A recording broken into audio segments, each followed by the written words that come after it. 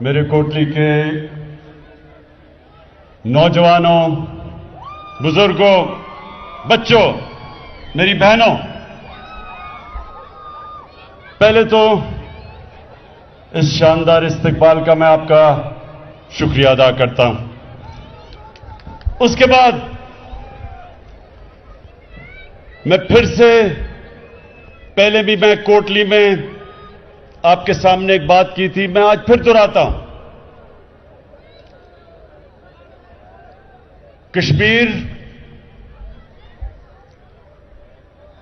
کشمیر کے لوگ وہ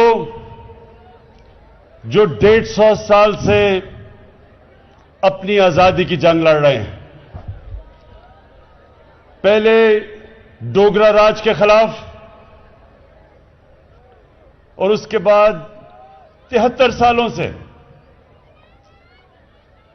ہندوستان سے وہ مطالبہ کر رہے ہیں جو انٹرنیشنل کمیونٹی نے یونائٹڈ نیشنز کے ذریعے سیکیورٹی کونسل کی ریزولوشن پاس کی کہ کشمیر کے لوگوں خود فیصلہ کریں گے کہ کیا وہ ہندوستان کے ساتھ رہنا چاہتے ہیں یا پاکستان کے ساتھ رہنا چاہتے ہیں۔ تو میں نے کوٹلی میں پہلے کہا کہ انشاءاللہ جب اللہ آپ کو یہ آپ کا حق دے گا اور آپ جب فیصلہ کریں گے ریفرینڈم کے ذریعے کہ آپ ہندوستان نہیں پاکستان کا حصہ بننا چاہتے ہیں، تو اس کے بعد میری حکومت آپ کو ایک اور حق دے گی کہ ریفرینڈم کے ذریعے آپ فیصلہ کریں کہ آپ آزاد رہنا چاہتے ہیں یا پاکستان کا حصہ بننا چاہتے ہیں۔ یہ جو جدوجہد ہے کشمیریوں کی، یہ میری نظر میں یہ زمین کی جدوجہد نہیں ہے، یہ جدوجہد ہیومن رائٹس کی ہے۔ یہ انسانی حقوق کے علاوہ کشمیریوں کا جمہوری حق ہے کہ وہ اپنے مستقبل کا خود فیصلہ کریں، اور انشاءاللہ یہ آپ کو حق ملے گا۔ جو میں دیکھ رہا ہوں اس وقت لگ رہا ہے کہ بڑا مشکل وقت ہے مقبوضہ کشمیر میں، مجھے نظر آ رہا ہے کہ آگے جا کے ہندوستان مجبور ہوگا، کیونکہ وہ کشمیریوں کا جو جذبہ تھا، آزادی کا جذبہ، جتنا مرضی ظلم کیا انہوں نے، وہ آزادی کا جذبہ کسی صورت نیچے نہیں جانے لگا۔ اور اس لیے میرا یہ ایمان ہے کہ کشمیری ادھر جدوجہد کر رہے ہیں، ادھر پاکستان اور کشمیریوں کا سفیر جو آپ کے سامنے کھڑا ہے، ادھر میں جدوجہد کروں گا آپ کے لیے۔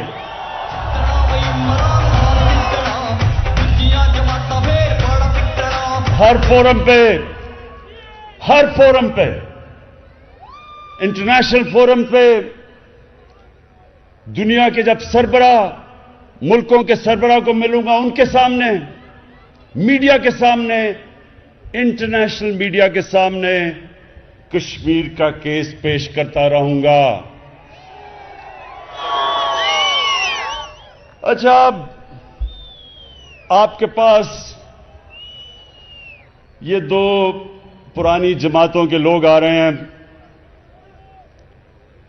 اور کہہ رہے ہیں کہ جی ہمیں موقع دیا جائے پھر سے، تو میں دو چیزیں آپ کے سامنے رکھوں گا کہ آپ نے دو چیزیں پوچھنی ہیں ان سے ہمیشہ، کہ آپ نے لوگوں کی زندگی بہتر کرنے میں کیا کیا؟ کیا آپ نے لوگوں کو مشکلوں سے، غربت سے نکالنے کے لیے کیا کیا؟ اور دوسری چیز آپ نے پوچھنی ہے کہ 5 سال آپ کو ملے تھے 5 साल आपको हुकूमत में मिले थे, कितना आपने दुनिया में जाके कश्मीरियों का केस लड़ा? पूछे उनसे। केस लड़ना तो दूर की बात, वो नरेंद्र मोदी जिसने कश्मीरियों के ऊपर सबसे ज्यादा जुल्म किया, जब से बीजेपी का दौर आया सबसे ज्यादा कश्मीरियों पर जुल्म हुआ। पैलेट गन्स इस्तेमाल की गई, नौजवानों को अंधा किया गया। हर दूसरे दिन कश्मीरियों की कुर्बानी ली गई। हिंदुस्तान में जब मुसलमान गाय का गोश्त खाने पे उनको कत्ल किया गया सड़कों पे, बाकी भी अकलियतें, क्रिश्चियन, सिख, उनको भी बराबर का शहरी नहीं समझा गया, क्योंकि आरएसएस की एक आइडियोलॉजी है। वो समझते हैं, जो आइडियोलॉजी जो हिंदुत्वता, वो समझते हैं कि बाकी शहरी, जो बाकी अकलियतें, बाकी दीन, वो उनके बराबर के नहीं हैं।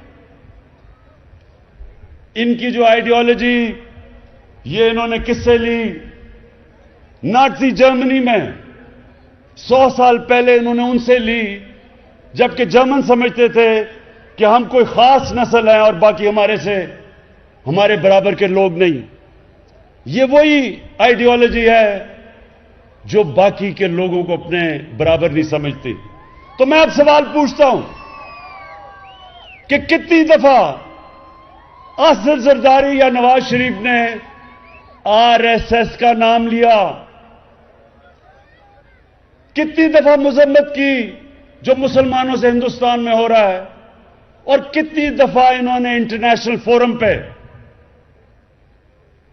ये आरएसएस के नजरिए जो कश्मीरियों को कुचल रहा था, कितनी दफा इन्होंने उसके खिलाफ अपनी आवाज उठाई? क्यों नहीं उठाई? आवाज उठाने तो दूर की बात है, उसकी मिन्नतें करके नरेंद्र मोदी को शादी पे बुलाया गया अपनी, और फिर मिन्नतें करके उसके जब नरेंद्र मोदी प्राइम मिनिस्टर बना था वहां गया, हुर्रियत के लीडर्स को नहीं मिला, कश्मीर की बात नहीं की। फॉरेन सेक्रेटरी थी पाकिस्तान की, उनका टीवी इंटरव्यू है, फॉरेन सेक्रेटरी पाकिस्तान की कहती हैं कि हमें हुक्म था कि हिंदुस्तान की आपने तनकीद नहीं करनी। तो ये क्यों था? क्यों ना जरदारी बोलता था, ना नवाज शरीफ बोलता था? तो अब ये जरा गौर से आपने मेरी बात सुननी है कि ये क्यों था। मैंने, नौजवानों आपके पास मोबाइल फोन है, एक गूगल कर सकते हैं जो मैं अब आपको बात बताने लगा हूं। मीडिया के लोग भी हैं, सहाफी भी हैं, जरा सबको मैं ये सुनाना चाहता हूं। एक किताब है, उसका नाम है the way of the world. किसने लिखी? उसका नाम है Ron Suskind. The way of the world, Ron Suskind. इस किताब पे 292 सफे के ऊपर चौथे पैराग्राफ पे एक चीज लिखी है, वो मैं चाहता हूं गौर से सुने, आपको पता चलेगा कि ये क्यों नहीं बोलते और ना बोलेंगे हिंदुस्तान के खिलाफ, नरेंद्र मोदी के खिलाफ। उसमें वो लिखता है, ये जरा गौर से सुने आप बात, कि बेनजीर भुट्टो, ये 2007 की बात है, वो अपने बेटे को टेलीफोन पे बता रही हैं कि कितने पैसा उनके कितने बैंकों में, जो बाहर बैंक है उनमें पैसा पड़ा हुआ है, उनको नोट करवा रही हैं अपने बेटे को, बिलावल को, कि इन बैंकों में हमारे बाहर पैसे पड़े हुए हैं। और ये कौन रिकॉर्ड कर रहा है? ये बाहर की एजेंसीज कर रही हैं। और फिर وہی ایجنسیز اس کو سامنے رکھتے ہوئے اسی کتاب میں آگے ہے کہ وہ بے نظیر بھٹو اور جنرل مشرف کا سمجھوتا کرواتے ہیں، جو جنرل مشرف نے این آر او دیا۔ اس سے آپ کو کیا چیز پتا چلتی ہے کہ اگر کسی بھی پولیٹیشین کا پیسہ، چوری کا پیسہ ملک سے باہر پڑا ہو تو یہ سارے جو باہر کے مغرب کے ملک ہیں ان کو پتا ہوتا ہے، اور وہ اس علم سے کہ ان کو پتا ہے پیسہ کدھر ہے، وہ کنٹرول کرتے ہیں آپ کو۔ اور اسی کتاب میں بعد میں لکھتے ہیں کہ کیونکہ ان کو پتا تھا کہ ان کا پیسہ باہر کدھر کدھر پڑا ہوا ہے، اس کی وجہ سے انہوں نے پریشر کیا جنرل مشرف سے سمجھوتا کرنے کا، کیونکہ وہ دن تھے جب ایک وکلا کی موومنٹ چلی ہوئی تھی، الیکشن کا بوائیکاٹ کرنے جا رہے تھے 2008 میں، اے پی ڈی ایم کی جماعتیں ایک طرف تھیں، تو تب انہوں نے پیپلز پارٹی کو جنرل مشرف کے ساتھ سمجھوتا کروایا، اور ہم سارے تھے اے پی ڈی ایم میں، ہم کہہ رہے تھے چیف جسٹس کو نکالا، اس کو بحال کرو، ہم الیکشن نہیں لڑیں گے۔ ہمارے ساتھ نواز شریف بھی تھا، 3 دفعہ اس نے بیٹھ کے ہمارے ساتھ الیکشن کا بوائیکاٹ کیا، یہ سب ریکارڈ پہ ہے۔ اور اس کے بعد باہر سے اس کو حکم آیا، جدھر اس کے پیسے باہر پڑے تھے انہوں نے اس کو حکم کیا کہ الیکشن لڑو، اور اس نے ہم سب کو نہر کے پل پہ کھڑا کر کے خود جا کے الیکشن لڑ لیا۔ تو اس سے کوٹلی کے باشعور لوگوں سمجھنے کی بات ہے، آپ کے کتنے لوگ باہر مینچسٹر، انگلینڈ، کئی میں کشمیری وہاں سے ملتا ہوں جو کوٹلی سے آئے ہوئے ہیں، وہ سب سمجھتے ہیں ان چیزوں کو کہ اگر آپ کی چوری کی ہوئی جائیداد باہر کے ملکوں میں پڑی ہے، ان کو سب پتا ہوتا ہے اور وہ اس کے ذریعے کنٹرول کرتے ہیں۔ تو نواز شریف نے بھی الیکشن لڑا باہر کے حکم پہ، ادھر بھی پیپلز پارٹی نے بھی الیکشن لڑا، کیونکہ ان کو پتا تھا ان کی جائیداد کدھر ہے۔ اب نریندر مودی سے اس کو کیوں ساتھ ملانا چاہتا تھا نواز شریف؟ کیونکہ یہ بھی کشمیر کے لوگوں سن لو، کوٹلی کے لوگوں، جو ہندوستان کی لابی ہے باہر اور خاص طور پہ امریکہ میں، وہ اسرائیل کے ساتھ مل کے کام کرتی ہے، سب سے تکڑی لابی ہیں۔ اس کی دوستی اس لیے کر رہا تھا نریندر مودی سے کہ وہ اس کی مدد کرے، اگر ان کے جو پیسے باہر پڑے ہیں وہ بچ جائیں۔ تو یہ جو نریندر مودی ملک کو برا بھلا کہتا تھا، پاکستان کی آرمی چیف جو اس وقت رحیل شریف تھے نواز شریف کے زمانے میں، اس کو دہشت گرد کہتا تھا، پاکستان کو ٹیررسٹ اسٹیٹ کہتا تھا، ہر جگہ پاکستان کو آئسولیٹ کرتا تھا، لیکن ملک کا وزیر اعظم اس کو شادیوں پہ بلاتا تھا، اس سے دوستی کرتا تھا۔ سو اس لیے سن لیں کہ یہ جو ہمارے ملک پہ پچھلے دور ظلم ہوئے ہیں، ان دونوں کے 10 سالوں میں ملک میں ہمارا جس کو ہم اپنا ایلائی کہتے تھے، ہمارا دوست، وہ یہ بمباری کرتا تھا، ڈرون اٹیکس کرتا تھا۔ پاکستان میں ڈرون اٹیکس ہوتے تھے، دونوں حکومتیں آصف زرداری اور نواز شریف دونوں مذمت کرتے تھے، اور اندر سے دونوں نے اجازت دی ہوئی تھی۔ میرے ہوتے ہوئے کیوں نہیں کوئی ڈرون اٹیک ہوتا؟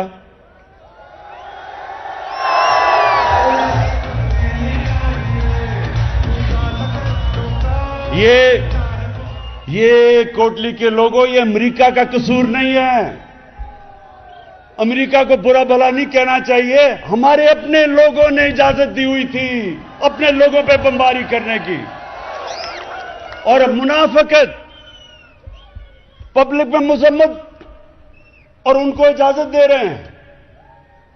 ایک اور کتاب ہے، یہ بھی نوجوانوں یہ بھی نوٹ کر لو، ایک کتاب ہے اوباماز وار، बड़े सहाफी ने लिखी हुई है, उसका नाम है बॉब वुडवर्ड।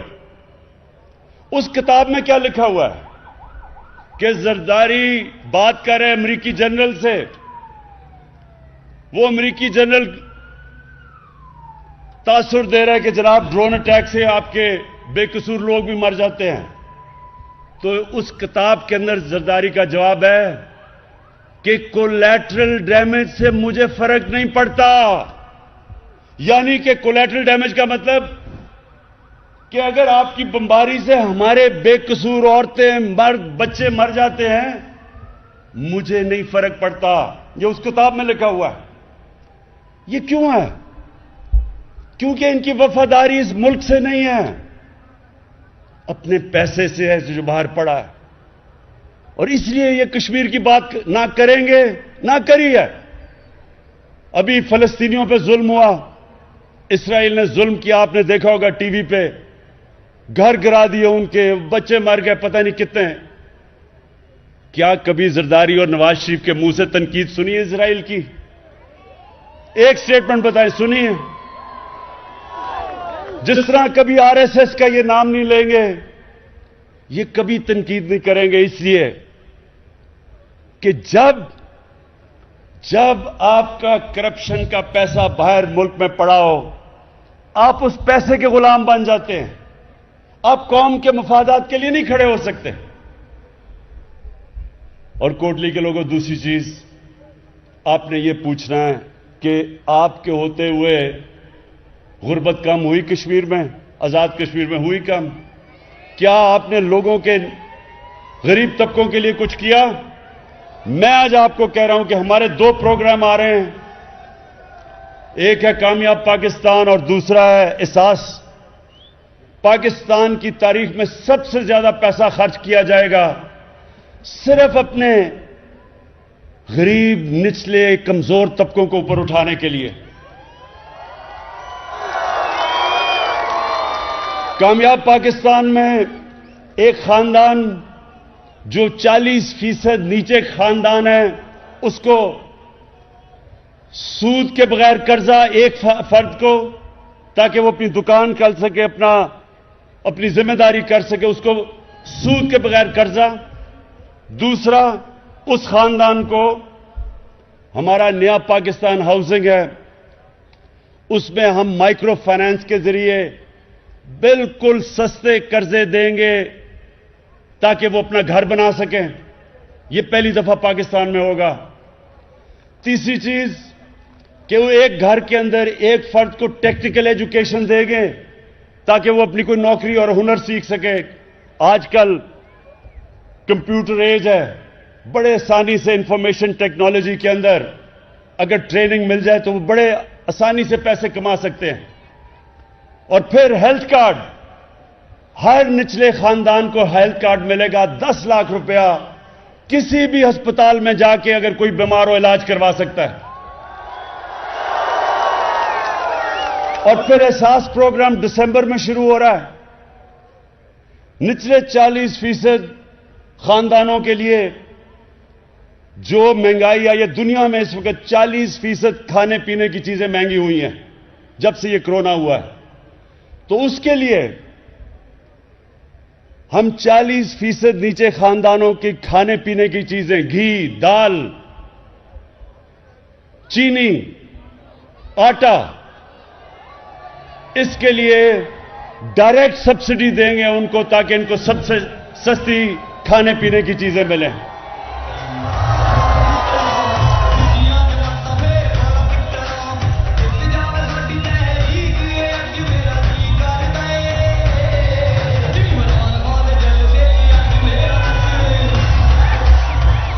कोटली के लोगों,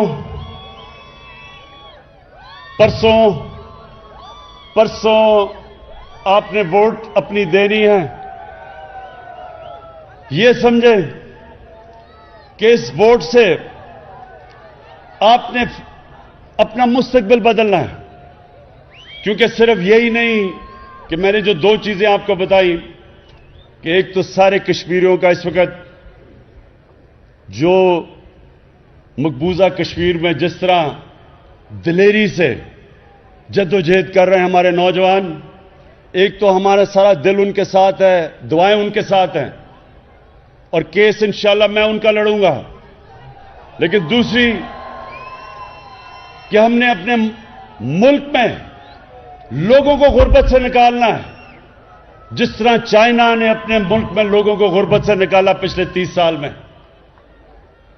और उसके बाद जो मैंने कश्मीर में देखा, हमने जब पख्तूनख्वा के 5 साल 2013 और 2018 के बीच में, जब वो सूबे में सबसे तेजी से गुर्बत कम हुई थी पख्तूनख्वा में, उस एक वजह यह थी कि हमने वहां टूरिज्म बहुत तेजी से बढ़ाई। 5 सालों में टूरिज्म दुगनी से तिगनी कर दी पख्तूनख्वा में। उसी तरह आजाद कश्मीर, ये एक अल्लाह ने आपको खूबसूरत तरीन इलाका दिया है। अब इसके ऊपर हम इंशाअल्लाह टूरिज्म पे जोर लगाएंगे, और उसकी वजह से इंशाअल्लाह आपके नौजवानों को बाहर नौकरियां ढूंढने नहीं जाना पड़ेगा।